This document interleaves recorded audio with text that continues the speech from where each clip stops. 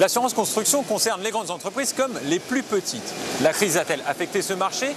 Quelle va être la tendance tarifaire pour l'année 2012? Nous faisons le point avec Pascal Dessuet, qui est le président de la commission construction à la MRAE, et Catherine Roumégou, qui est directrice du département entreprise et construction chez Gras Savoie. Nous sommes sur le salon Batimat.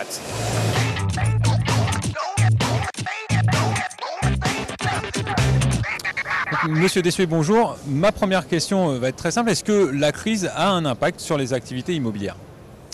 Alors, présenté comme ça de manière abrupte, j'aurais tendance à répondre que non, évidemment. Si on s'intéresse au renouvellement immédiat qui nous intéresse, celui de janvier de 2012, la crise ne peut pas avoir un impact immédiat, si ce n'est que, on l'a entendu il y a quelques jours, ou même hier, la suppression du cellier dans le domaine de la promotion immanquablement va entraîner la baisse des mises en chantier, et la baisse des mises en chantier, c'est pas très bon pour l'assurance construction, puisque mécaniquement, ça diminue les assiettes, les encours, et donc c'est pas forcément très bon pour le marché de l'assurance construction.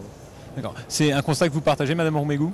Tout à fait, en ce qui concerne le renouvellement 2012, c'est-à-dire que pour l'instant il n'y a pas réellement de problème émergent lié à la crise, et la seule question qu'on peut se poser, c'est dans l'avenir, que va-t-il se passer à partir du moment où les difficultés des entreprises, les difficultés liées à la masse assurable vont peser sur les assiettes de primes, que des entreprises risqueront à ce moment-là de disparaître, et que à partir de là, les services après-vente ne seront pas forcément bien mis en œuvre, qu'il y aura une hausse de la sinistralité. Donc tout ça, ça se voit à l'échelle de plusieurs années. Or, quand on travaille dans la construction, c'est à l'échelle de plusieurs années.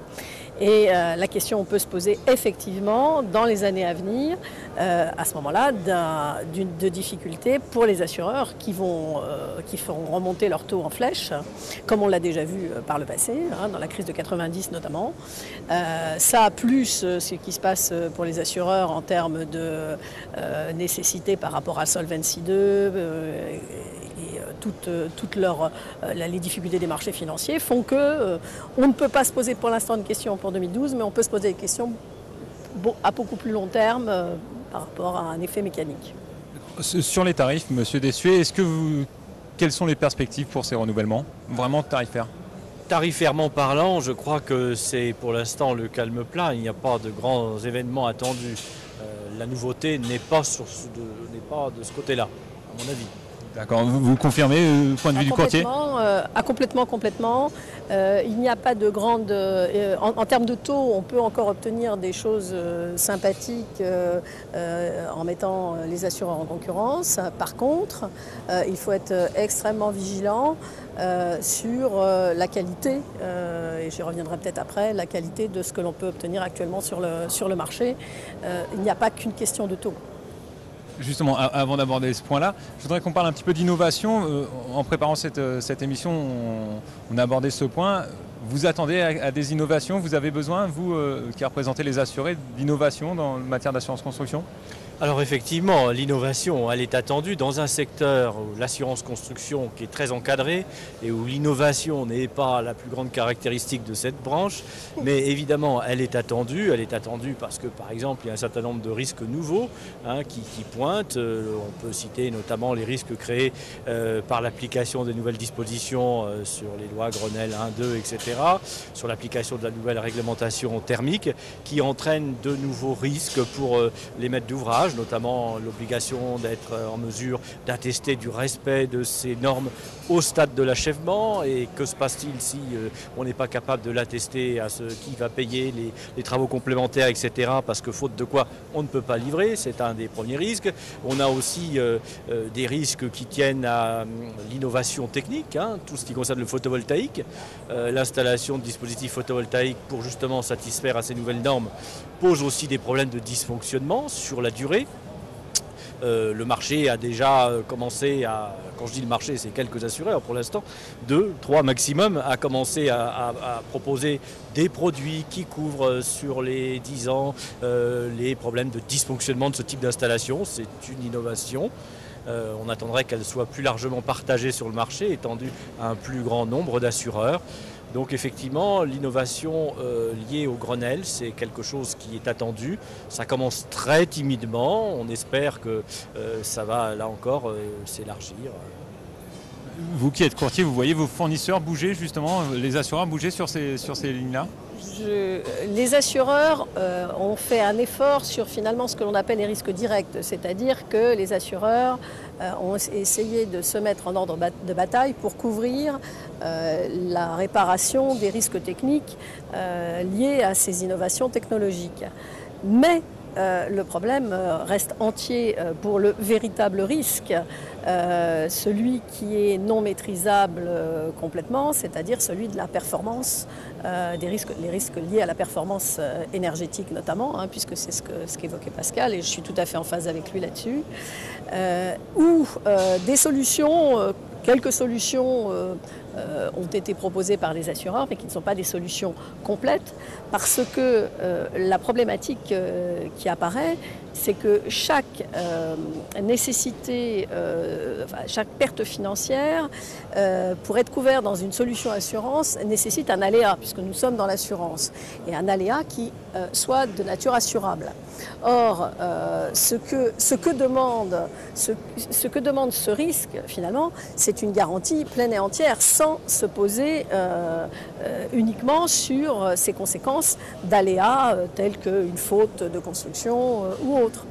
Donc, en réflexion, nous pensons beaucoup en termes d'innovation, justement, plutôt à des solutions de type caution financière pour justement essayer d'avancer de manière plus efficace et en complément, justement, de toutes les solutions qui peuvent être mises en place à l'heure actuelle. Dernier point que je voulais aborder avec vous, il y avait également, on vient de parler d'assurance facultative, il y a également des points à régler sur les assurances obligatoires, Monsieur Dessuet? Alors l'assurance obligatoire, oui, alors on pourrait imaginer que compte tenu de l'ancienneté des dispositions en question, plus de 30 ans, les wordings, les textes soient stabilisés. Malheureusement, cette année, on pourrait penser, alors on pourrait se demander si la loi a changé, mais je ne crois pas. Pourtant, les textes qui nous sont proposés cette année tentent de revenir sur des acquis de cette loi, même des fondamentaux de cette loi, qui sont la pérennité des garanties sur 10 ans de manière ferme, la pérennité des garanties, la pérennité du taux aussi, hein, qui est fixé une fois pour toutes, ou éventuellement complété de surprimes préalablement négociées, mais un domaine donc où on est sur une stabilité ferme sur 10 ans.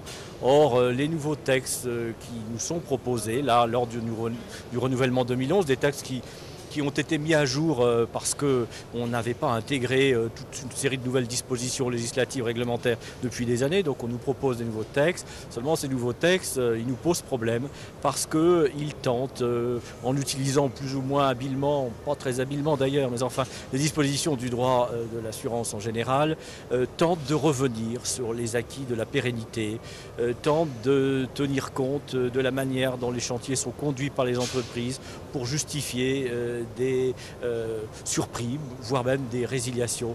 Et c'est vrai que ça, c'est quelque chose qui n'est pas admissible parce que dans ce type d'assurance, eh bien, on s'embarque au début chantier comme autrefois en assurance maritime, on s'embarquait au début de la traversée et il n'est pas question de sauter au milieu, en cours de route parce que tel et tel élément du chantier ne se déroule pas comme on l'avait prévu. Et c'est malheureusement ce qui nous semble proposé et qui est un vrai problème pour les assurés tout confondus, que ce soit les grands risques adhérents de l'AMRE, que ce soit les promoteurs, que ce soit les entreprises elles-mêmes, puisque ça les impacte aussi. Donc voilà un peu une vision un peu pessimiste à ce niveau-là en cette fin d'année 2011. Vous avez des clients inquiets, comment les rassurer ? Alors, comment les rassurer justement je pense que en termes de conseils, et je pense que le premier devoir du courtier, c'est le conseil, je pense qu'il faut être extrêmement vigilant, ce qu'expliquait Pascal pour la décennale, et il l'expliquait parfaitement bien. Donc le courtier se doit de faire absolument attention à ça, à ce genre de dérive. Et je voulais attirer l'attention sur d'autres bases de risque, c'est-à-dire toujours dans le terme de la responsabilité, puisque par exemple chez Gras Savoye, nos clients sont des grandes entreprises, des grandes ingénieries, des grands promoteurs qui ont, outre la partie décennale, qui ont également des couvertures de RC professionnelles liées à leur risque de construction. Et on s'aperçoit de plus en plus que si, comme je l'ai dit, le marché marché reste encore soft, propose des multi-heures, etc. etc. À l'inverse, on voit une propension générale chez tous les assureurs à vouloir revenir à de la standardisation. Or, la valeur ajoutée qu'un client vient chercher outre le conseil, c'est la réalisation même de ce conseil dans la qualité des garanties mises en place. Et il faut être extrêmement vigilant, beaucoup plus que par le passé, pour ne pas laisser passer des dérives qui sont d'autant plus faciles en termes de RC que ça n'est même pas là pour le coup codifié par la loi, contrairement à la décennale comme l'évoquait Pascal. Donc je pense que là il y a toute une vision des choses justement et une notion de qualité à conserver absolument et je pense que ce qui peut rassurer les clients c'est justement de savoir qu'on y fait très attention. Très bien. Juste avant qu'on finisse, un dernier point que vous vouliez aborder, c'est également l'arrivée d'assureurs étrangers qui remettent parfois les règles du jeu un petit peu en cause. Je vous donne la parole d'abord sur ce sujet. Alors, sur les assureurs étrangers, d'abord il faut distinguer les assureurs étrangers. Il y a beaucoup d'assureurs étrangers qui font de la décennale en France depuis très longtemps. On parle de la décennale en particulier, hein, là, pour le coup, parce que c'est un risque long. Donc, qui savent parfaitement de quoi ils parlent et qui le font très bien. La seule question, et pour un courtier, et je vais répondre en ma qualité de courtier, c'est qu'il faut être extrêmement vigilant. Je reviens un peu à la question précédente. Il faut être extrêmement vigilant dans le choix d'assureurs à l'heure actuelle, puisque la décennale doit se caractériser par sa pérennité. Or, le courtier doit vis-à-vis de son client être certain que la pérennité des garanties existe sur la base de ce qui est proposé en termes de LPS. Et vous comprenez bien qu'il n'y a pas de risque à prendre par rapport à ça. Et le point de vue du client vous êtes inquiet ? Alors le point de vue du client, je dirais, alors effectivement, ce n'est pas un problème d'assureurs étrangers, hein, c'est un problème d'assureurs qui interviennent sur le marché en libre prestation de services. Hein, c'est la difficulté. Alors il y a un problème, il y a deux problèmes au niveau de ces assureurs. Le premier, en effet, c'est les problèmes de solvabilité, puisqu'on s'aperçoit que la qualité de ces acteurs est très inégale.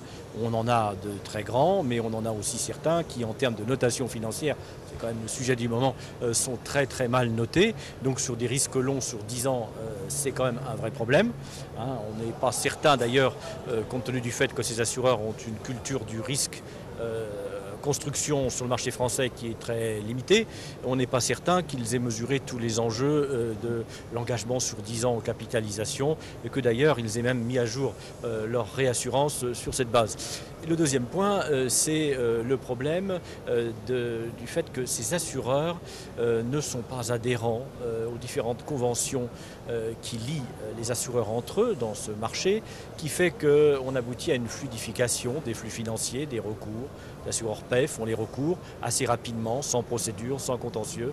Ces assureurs-là n'adhèrent pas à ce genre de convention et du coup, on peut craindre que quand on est assuré en préfinancement, comme le sont les maîtres d'ouvrage, eh bien, ils voient les recours partiellement effectués, pas effectués ou difficilement effectués contre ce type d'acteurs et du coup conservent une partie de la sinistralité sur leur police, sur leur contrat, ce qui immanquablement aboutira en fin d'année à des petits problèmes d'augmentation de primes.